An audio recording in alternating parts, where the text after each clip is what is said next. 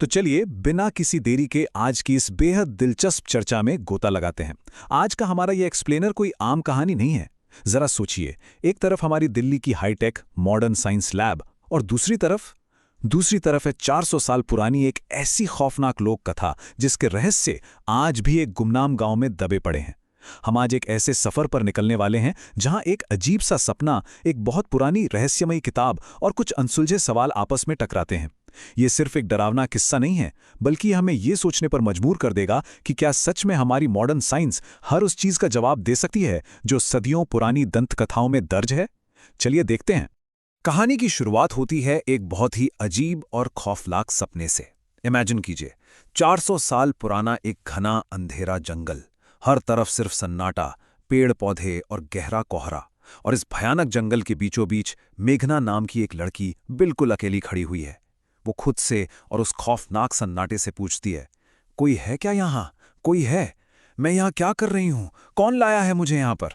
जवाब तो कोई नहीं मिलता, लेकिन अचानक उसे टप टप करके कुछ गिरने की आवाज आने लगती है। और इससे पहले कि वो कुछ समझ पाती, एक विशालकाय भयानक सा पक्षी उड़ता हुआ सीधा उसी की तरफ आता है। मेघना चीखती है, बचाओ! और अपनी जान बचाने के लिए बेतहाशा भागने लगती है। भागते भागते वो अचानक एक पेड़ से टकरा जाती है। और पता है वो क्या देखती है? उस पेड़ से हरे रंग का पानी टप टप करके नीचे गिर रहा था। वो उस हरे पानी को बस घूर ही रही होती है कि तभी एक तेज आवाज आती है, अरे ओ मेघना, उठ जा यार, कब तक सोएगी? और बस वो झटके से उठ बैठती है। सुबह के 9 बज चुके थे और उसका ये डरावना सपना यहीं टूट जाता है। अब इस डरावने सपने से सीधे चलते हैं एक बिल्कुल अलग दुनिया में, दिल्ली की एक मॉडर्न साइंस लैब में। सुबह लेट उठने और रोजाना कच्चे ऑमलेट खाने की नोकझोंक के बाद मेघना और उसकी रूममेट कम पार्टनर इशिता अपनी लैब पहुंचती हैं। लेकिन वहां पहुंचते ही उन पर एक भारी टेंशन आ जाती है। प्रोफेसर जयदेव का कॉल आता है और वो साफ शब्दों में वार्निंग देते हैं, तुम दोनों ने इस बार बहुत समय ले लिया है। जो एंटीडोट बनाने का काम तुमको दिया था वो पूरा करोगे या नहीं? लड़कियां किसी तरह प्रोफेसर को मनाकर बस 3 दिन की और मोहलत मांग लेती हैं। अब एंटीडोट बनाना तो है, पर कैसे? और यहीं पर आता है इस कहानी का सबसे बड़ा ट्विस्ट। इशिता एक पुरानी सी किताब निकालती है, और ध्यान दीजिएगा, ये कोई साइंस की किताब नहीं है, ये पुरानी दंत कथाओं और लोक कथाओं की किताब है। इशिता का मानना था कि साइंस के इस प्रोजेक्ट का जवाब इन्हीं सदियों पुराने कहानियों में छिपा है। उस पुरानी किताब के पन्नों में एक बेहद अनोखे लिक्विड का जिक्र था। किताब में इसे नाम दिया गया था मृत्युंजय अमृत। इशिता मेघना को बताती है कि देख तो सही, इस पेड़ से हर पूर्णिमासी की रात ये हरा लिक्विड टपकता है। और सबसे ज्यादा रोंगटे खड़े कर देने वाली बात क्या थी पता है? किताब में छपा वो पेड़ बिल्कुल वैसा ही था जैसा मेघना ने अपने उस भयानक सपने में देखा था। वही हरा पानी, बिल्कुल वही पेड़। मेघना जो अब तक इन बातों को बकवास मान रही थी, वो भी ये देखकर सन्न रह जाती है। इशिता उसे चिढ़ाते हुए कहती है, हैला डाला ना, है ना इंटरेस्टिंग? अब आप ही सोचिए, जो चीज अब तक सिर्फ एक साइंस का एंटीडोट प्रोजेक्ट थी, वो अब एक पौराणिक अमृत की रहस्यमयी खोज बन चुकी थी। तो अब आगे क्या होता है? मेघना, जिसने अपनी आंखों से अपने सपने को उस किताब में छपा देखा था, वो तुरंत मान जाती हैं। वो तय करती हैं कि हम दोनों कल ही बीरपुर गांव के लिए निकलते हैं। अपनी कॉलेज स्टडी का एक सॉलिड बहाना बनाकर कि उन्हें 5 गांवों पर रिसर्च करनी है, दोनों लड़कियां निकल पड़ती हैं मध्य प्रदेश के उस रहस्यमय गांव बीरपुर के लिए। बस का 5 घंटे का लंबा और थका देने वाला सफर तय करने के बाद वो आखिरकार उस गांव की सरहद पर पहुंच जाती हैं। लेकिन गांव में उनका स्वागत किसी नॉर्मल तरीके से नहीं होता। जैसे ही इशिता और मेघना गांव के अंदर अपना पहला कदम रखती हैं, कुछ बहुत ही अजीब और अननेचुरल सा होता है। एक पल पहले तक जहां चिलचिलाती धूप और गर्मी थी, अचानक पूरा मौसम पलट जाता है। सूरज काले बादलों के पीछे छिप जाता है और बहुत तेज डरावनी आंधी चलने लगती है। मेघना को लगता है कि अरे वाह, गांव का मौसम तो बहुत ठंडा है। लेकिन गांव वाले, वो इस अचानक आए बदलाव को देखकर पूरी तरह से घबरा जाते हैं। वो आपस में बात करने लगते हैं कि अरे ये क्या, अभी तक तो काफी गर्मी थी, ये अचानक आंधी कहां से आ गई? ये अचानक बदला हुआ मौसम ऐसा लग रहा था मानो गांव की सरहद पार करते ही किसी अदृश्य शक्ति ने उनके आने का कोई बड़ा संकेत दे दिया हो।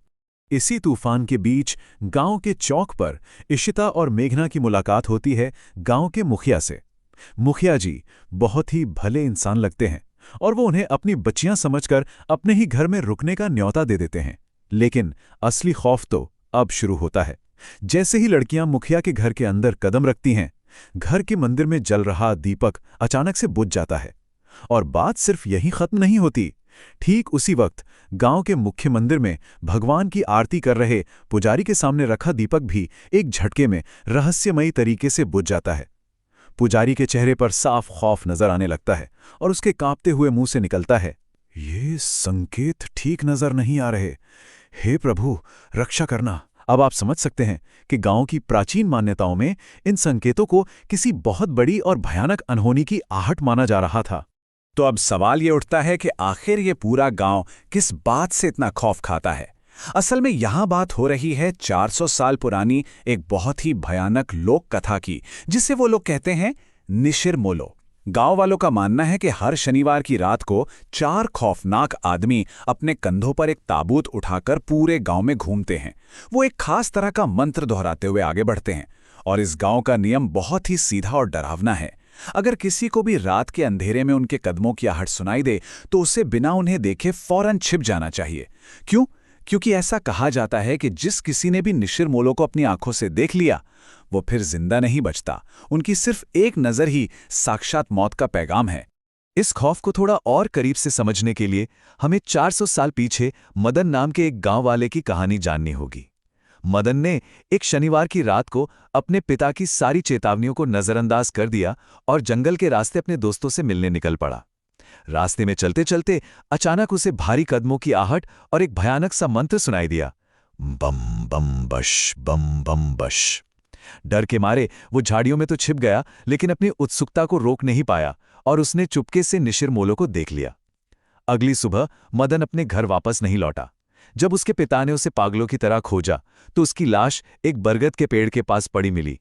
उसके चेहरे पर खौफ का ऐसा मंजर जमा हुआ था मानो मरने से ठीक पहले उसने अपनी आंखों से साक्षात मौत को देखा हो।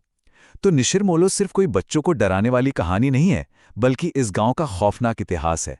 चलिए अब वापस प्रेजेंट में आते हैं। इशिता और मेघना अपनी इस कथित रिसर्च के बहाने मुखिया के बेटे अनुज को मना लेती हैं ताकि वो उन्हें गांव की सबसे ऐतिहासिक जगह दिखा सके, राजा सूरजभान का 400 साल पुराना राजमहल। रात के 12 बज चुके हैं, पूरा गांव गहरी नींद में है और अनुज उन्हें चुपके से उस आलीशान लेकिन बेहद वीरान राजमहल में ले जाता है।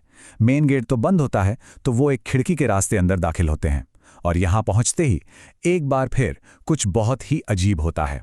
मेघना को उस अनजान खौफनाक राजमहल का कोना कोना अपना सा लगने लगता है। उसे ऐसा महसूस होता है मानो वो सदियों से उस जगह को जानती हो। अजीब है ना?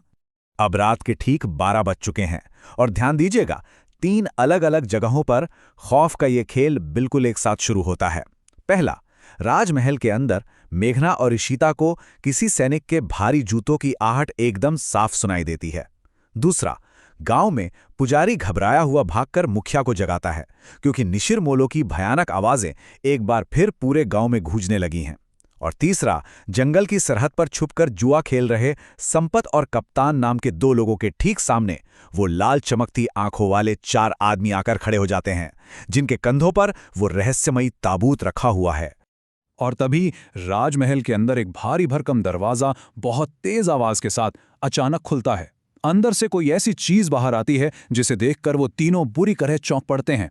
और बिल्कुल उसी पल गांव की सरहद पर खड़े उन निशिरी मोलो के कंधों पर रखा वो खौफनाक ताबूत भी खुल जाता है। ताबूत की खुलते ही संपत और कप्ता की चीख निकल जाती है, जो रात के उस सन्नाटे को चीरते हुए पूरे गांव में गूंज उठती है। ये चीख इस बात का साफ संकेत थी कि 400 साल पुराना वो श्राप वापस लौट आया है। लेकिन अब हमारे सामने सबसे बड़े सवाल आकर खड़े हो गए हैं। आखिर मेघना का उस मृत्युंजय अमृत वाले पेड़ और इस राजमहल से क्या कनेक्शन है? राजमहल का वो बंद दरवाजा इतनी रात को किसने खोला? और सबसे बड़ी बात, क्या हमारी आज की मॉडर्न साइंस इस सदियों पुरानी खौफनाक पहेली का कोई जवाब ढूंढ पाएगी? खैर, आज के इस एक्सप्लेनर को हम यहीं विराम देते हैं, लेकिन सोचिएगा जरूर, क्योंकि इन सवालों के जवाब शायद उतने ही खौफनाक हैं जितना कि वो 400 साल पुराना रहस्य।